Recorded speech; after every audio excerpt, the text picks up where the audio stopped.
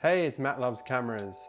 Fujifilm gets a pretty bad rap these days from the film photography community, so it's easy to forget that during the 80s, 90s and early 2000s, they brought out some of the most innovative and iconic cameras of all time. So quite often I like to daydream, and in my daydreams I live in an alternate reality where Fujifilm starts up the production lines again and brings cameras back into production. And in today's video I'll tell you about 5 Fujifilm point and shoot cameras I wish they'd bring back. The first camera on my list is the Fuji DL-200. This was released way back in 1983, making it almost 40 years old. In Japan, it was called the Fuji Tiara, but it took on the name DL-200 in the rest of the world. The DL-200 had not one, but 2 ingenious features that made it easy for beginner photographers. It's thought to be the world's first autofocus compact camera with drop-in loading.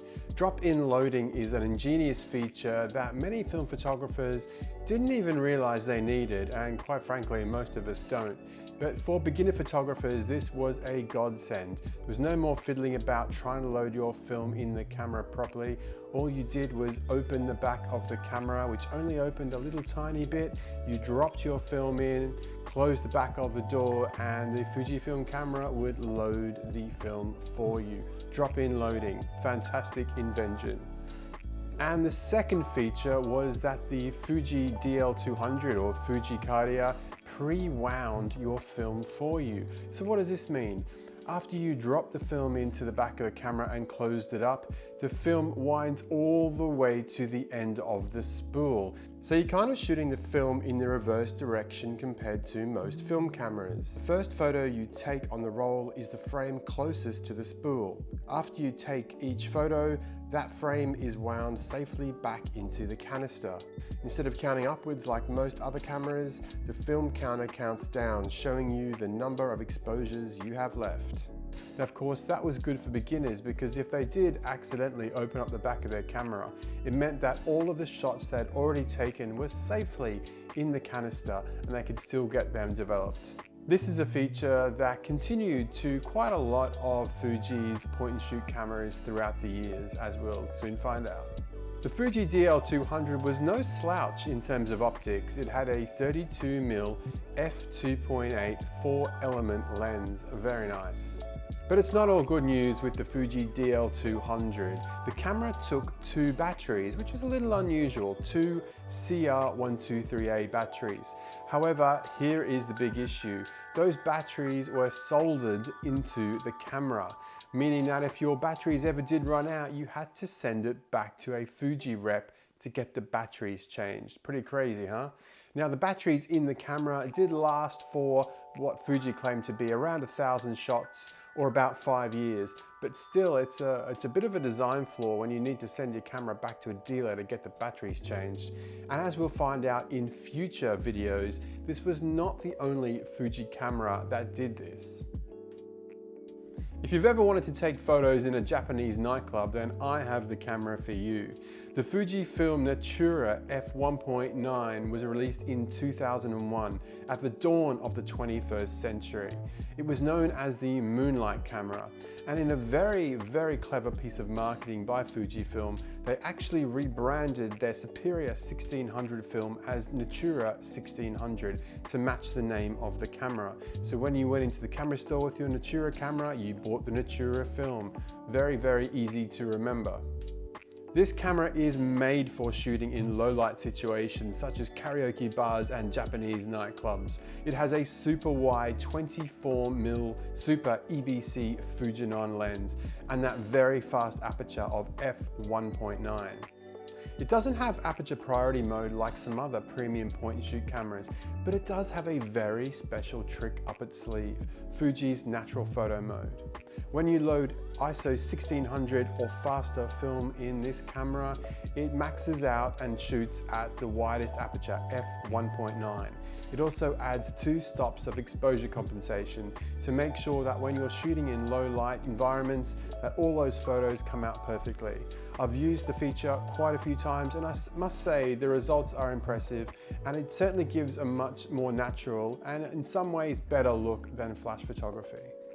The Natura was released in Japan only, which is why the controls on the back are in Japanese. Thankfully, it's not too tricky to figure out though.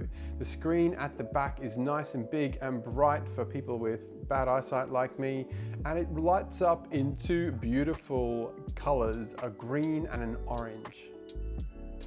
Although it does have this amazing Fuji natural photo mode, the Natura also has a flash on board if you wish to use it, and this black version also has exposure compensation. I'll be doing a full review of the Fujifilm Natura f1.9 Black on this channel very soon. It was probably my favorite camera of 2021. I took it out in quite a few situations at dusk and at night, and I absolutely love the results, and I love this camera. Next up is the Fuji Tiara. Sometimes in Facebook groups you hear whispers of a cult camera that not many people are using, and people sort of tell each other about them, but they don't want too many people to know because the secret is too good. The Fuji Tiara is one of those cameras. The Fuji Tiara was released in 1994. Originally released in Japan only, there was a limited release in Europe where the camera was known as the Fuji DL Super Mini. Yes, drop-in loading is back. The Tiara has a reputation for being a compact shooter with a super sharp Fujinon lens. The focal length was a little wider than many point-and-shoots at 28mm, and the lens was a tiny bit slower than some of those other fabled cameras. The widest aperture was f3.5. There are 2 versions of the Tiara, Tiara 1 and Tiara 2, and with not much difference between them. The Tiara does beg comparisons with the Mu 2 or Olympus Stylus Epic, not only because it's got a super sharp lens, but because it is tiny. In fact, some people describe this camera as slippery. So if you have big hands, you know, maybe you should be looking for a different camera. But if you like super sharp compact shooters, give the Tiara a go. So far, I have not been tempted to buy one. I love the look of them and I'm a huge Fujifilm fanboy. However, I think they do have a bit of a reputation for being unreliable. I've read about quite a few people who have had issues with Tiaras. On the other hand, there's a lot of people who love them. Unfortunately, this is what happens with older film cameras with electronics. Sometimes they just give up the ghost. Next up is the Fujifilm Klasse S and W. I'm joining these 2 cameras together because they are almost identical except for their focal length. Released in 2007, they were officially discontinued around 2012. So some of these cameras are only about 10 years old. They originally went on sale in Japan for about 89,000 yen, which was roughly $725 US. Once again, this was a Japan-only release, but luckily for us, this time, the good folk at Fujifilm put all the buttons and labels in English. The Klasse cameras sport a Super EBC Fujinon lens in 2 flavors. Of course, the S or standard camera has a focal length of 38mm, and the W or wide camera has a focal length of 28mm.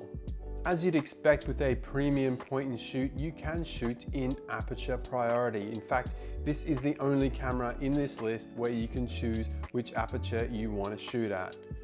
You can shoot at f2.8 wide open, or you can go all the way up to f16. There's also a handy program mode if you want to let the camera make all the decisions. Other features include a bulb mode, a tripod socket, a socket for a cable release, and also built in is Fujifilm's natural photo mode, which we also saw in the Natura. And if you like shooting color slide film or color transparency film, the Klasse S and Klasse W cameras are the point and shoot for you. The team at Fujifilm developed the cameras with this capability in mind. The cameras have excellent metering. One more advantage the Klasse S has that other competitors like the Contax T3 do not have is the ability to set the ISO in camera. This is very handy. You can set the ISO just like an old-fashioned manual camera to whatever you want it to be. You can even change it mid-roll. This is one of my favorite point and shoot cameras of all time, and very soon I'll be doing a review of this camera on the channel. So if you'd like to see it, let me know in the comments and I'll do it as soon as I can. Last but not least, we come to the Fuji Silvi f2.8. This was a forerunner of the later Natura Classica and Natura S zoom cameras.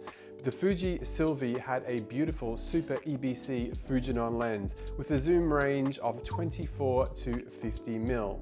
Now, as it says on the front of the camera, f2.8, its widest aperture was f2.8, but that was only achievable at the 24mm end of that zoom range. If you zoomed all the way in, the widest aperture was f5.6. Like other Fujifilm cameras, it pre-winds all your precious film all the way to the end, and then as you take the photos go back into the canister. However, by this stage, Fujifilm had dropped the drop-in loading. It was obviously seen as a feature that nobody needed. Now you might be looking at this camera thinking, well, what's cool about this? It just looks like any other sort of mid-range point and shoot zoom camera. Aha, well my friends, this was a camera made for the selfie generation. Made at the dawn of the 21st century, this camera has not one, but two shutter buttons, one on the left and one on the right. So if you were taking a selfie, you had options. Depending whether you were left or right-handed, you could use either shutter button. Not only that, the Silvi also had a self-portrait mode to make sure that you took the perfect selfie. The black version of the Silvi was only available in Japan, and like other black models only available in Japan, it also had exposure compensation on that black model. I am lucky enough to own two of the cameras on this list, perhaps the two most desirable, the Fujifilm Klasse S and the Fujifilm Natura.